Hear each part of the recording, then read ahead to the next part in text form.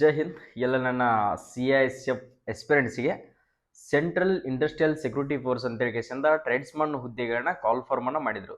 So ಈ ಹುದ್ದೆಗಳಿಗೆ ಪ್ರತಿಯೊಬ್ಬರು ಕೂಡ ಪುರುಷ ಮತ್ತು ಮಹಿಳೆಯರು ಇಬ್ಬರು ಕೂಡ ಈ ಹುದ್ದೆಗೆ ಅರ್ಜಿಗಳನ್ನ ಸಲ್ಲಿಸಿದ್ರಿ. ಮತ್ತು ಅದರ ಜೊತೆಗೆ ನಿಮ್ಮ ಫಿಸಿಕಲ್ ಡೇಟ್ ಕೂಡ ಅನೌನ್ಸ್ಮೆಂಟನ್ನು ಮಾಡಿದರು. ಅಂದರೆ ಸೆಪ್ಟೆಂಬರ್ 26 ನಿಮ್ಮ ಫಿಸಿಕಲ್ ದೈಹಿಕ ತರಬೇತಿ ದೈಹಿಕ ಟೆಸ್ಟನ್ನು ಕಂಡಕ್ಟ್ ಮಾಡ್ತೀವಿ ಅಂತೇಳಿ ಕೇಸಿಂದ ಸೊ ಕೊಟ್ಟಿದ್ರು.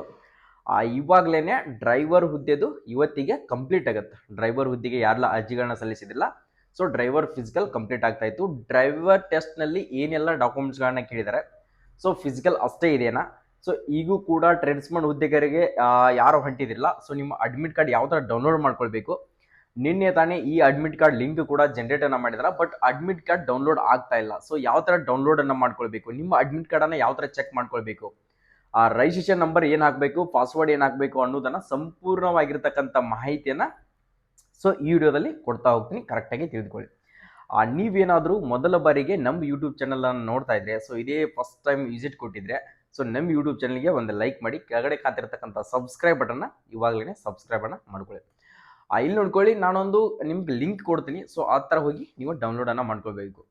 ಓಕೆ, ಈ ಹುದ್ದೆಗೆ ಯಾರೆಲ್ಲ ಅರ್ಜಿಗಳನ್ನ ಸಲ್ಲಿಸಿದಿಲ್ಲ, ಸೊ ಪ್ರತಿಯೊಬ್ಬರು ಕೂಡ ಕಮೆಂಟ್ ಸೆಕ್ಷನ್ದಲ್ಲಿ ಕಮೆಂಟನ್ನು ಹಾಕಿ, ನಿಮ್ಮ ಟ್ರೇಡ್ ಯಾವುದು, ಓಕೆ ನೀವು ಯಾವ ಟ್ರೇಡಿಗೆ ಅರ್ಜಿಯನ್ನು ಸಲ್ಲಿಸಿದಿರಲ್ಲ ಆ ಟ್ರೇಡ್ ನೇಮನ್ನು ಬರೆದಕೆಸಿಂದ ಪ್ರತಿಯೊಬ್ಬರು ಕೂಡ ಕಮೆಂಟನ್ನು ಹಾಕಿ.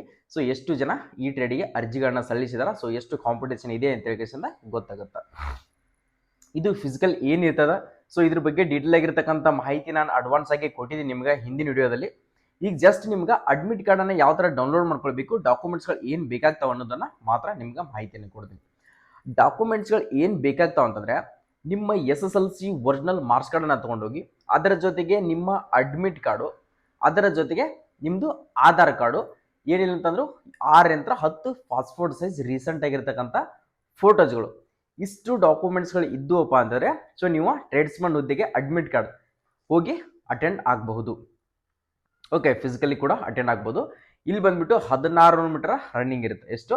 1600 ಮೀಟರ್ ರನ್ನಿಂಗ್ ಇರುತ್ತೆ. ಸೊ ಹೈಟು, ವೇಟು, ಚೆಸ್ಟು ಇಷ್ಟೇ ಮಾತ್ರ ಇರ್ತದೆ. ಇದರಲ್ಲಿ ಹೈ ಜಂಪು ಮತ್ತು ಲಾಂಗ್ ಜಂಪು ಯಾವುದೇ ಥರ ಅಂತ ಇರೋದಿಲ್ಲ.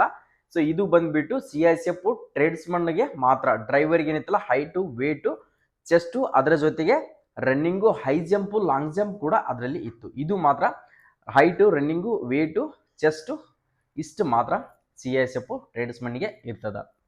ಓಕೆ, ಡಾಕ್ಯುಮೆಂಟ್ಸ್ಗಳಾಯಿತು, ಸೊ ಫಿಸಿಕಲ್ ಟೆಸ್ಟ್ಗಳಾಯಿತು. ಸೊ ಯಾವ ಥರ ಡೌನ್ಲೋಡನ್ನು ಮಾಡ್ಕೊಳ್ಬೇಕಂತ ತಿಳಿಸ್ಕೊಡ್ತೀನಿ, ನೋಡ್ಕೊಳ್ಳಿ. ಇಲ್ಲಿ ನೋಡ್ಕೊಳ್ಳಿ ಒಂದ್ಸರಿ, ನಾನು ಲಿಂಕ್ ಕೊಟ್ಟಿದ್ದೀನಲ್ಲ, ಸೊ ಈ ಲಿಂಕ್ ಮಾಡಿ ಕೆಳಗಡೆ ಡಿಸ್ಕ್ರಿಪ್ಷನ್ ಬಾಕ್ಸಲ್ಲಿ ಲಿಂಕನ್ನು ಕೊಟ್ಟಿರ್ತೀನಿ.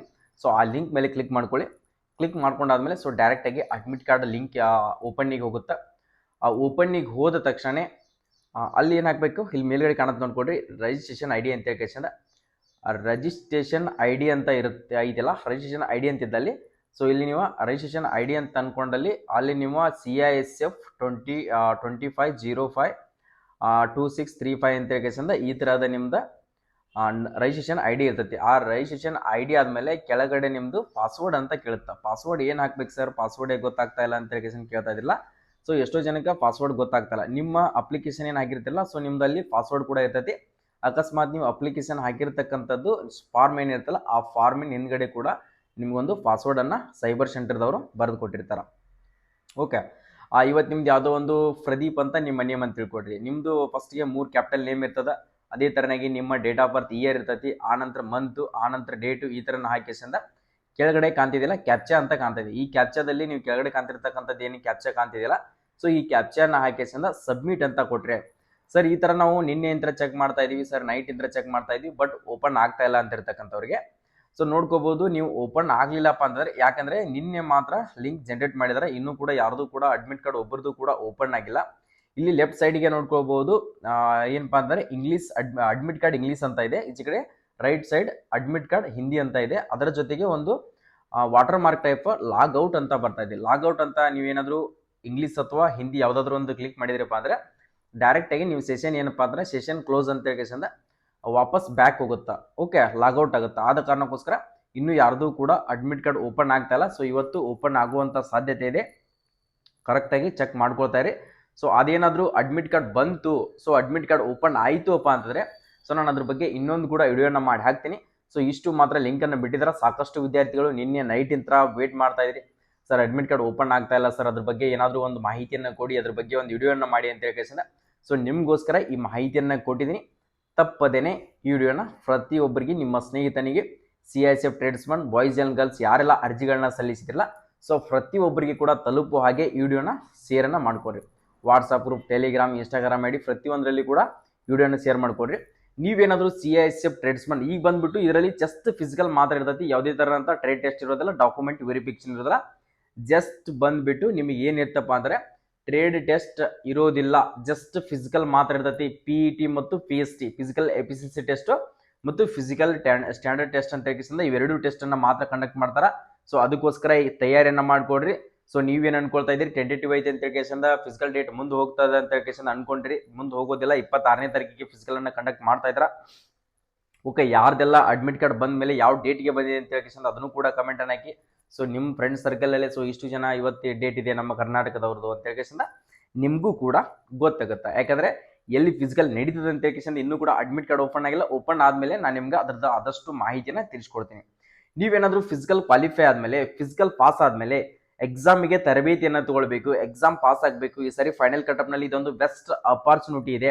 SSC GD ಒಳಗೆ ಕಾಂಪಿಟೇಷನ್ ಮಾಡೋಕೆ ಹೋದರೆ ಜಾಸ್ತಿ ಆಗುತ್ತೆ. ನಾನು ಟ್ರೇಡ್ಸ್ಮನ್ ಆಗಿ ಸೊ ಇದೊಂದು CISF ಸೆಂಟ್ರಲ್ ಇಂಡಸ್ಟ್ರಿಯಲ್ ಸೆಕ್ಯೂರಿಟಿ ಫೋರ್ಸ್ನಲ್ಲಿ ಒಂದು ಒಳ್ಳೆಯ ಜಾಬನ್ನು ಪಡೆದುಕೊಳ್ಬೇಕಂತ ಆಸೆ ಇತ್ತಪ್ಪ ಅಂದರೆ ನಮ್ಮ SJ defence academy Bagalkot Navanagar ಜಿಲ್ಲಾ ಕ್ರೀಡಾಂಗಣದ ಹತ್ತಿರ ಸೊ ನಾವು ಈಗಲೇನ ದೈಹಿಕ ಮತ್ತು ಲಿಖಿತ ತರಬೇತಿಗಾಗಿ ಪ್ರಾರಂಭವನ್ನು ಮಾಡಿದ್ವಿ. CISF ಟ್ರೇಡ್ಸ್ಮನ್ ಸ್ಟೂಡೆಂಟ್ಗಳು ನಮ್ಮ ಹತ್ರ ಇದಾವೆ. ನೀವೇನಾದರೂ ಎಕ್ಸಾಮ್ ತರಬೇತಿಯನ್ನು ಮತ್ತು ಟ್ರೇಡ್ ಟೆಸ್ಟ್ ನಾಲೆಜನ್ನು ತಗೊಳ್ಬೇಕಂತ ಅಂದ್ಕೊಂಡಿದ್ರಿಯಪ್ಪ ಅಂದರೆ ಫಿಸಿಕಲ್ ಮುಗಿಸ್ಕೊಂಡು ಬಂದುಬಿಟ್ಟು ನಮ್ಮ ಅಕಾಡೆಮಿಗೆ ಅಡ್ಮಿಷನನ್ನು ತಗೊಳ್ಬೋದು. ಓಕೆ, ಎಲ್ಲರಿಗೂ ಕೂಡ ಆಲ್ ದಿ ಬೆಸ್ಟ್, ಒಳ್ಳೆಯದಾಗಲಿ. ಜೈ ಹಿಂದ್, ಜೈ ಕರ್ನಾಟಕ.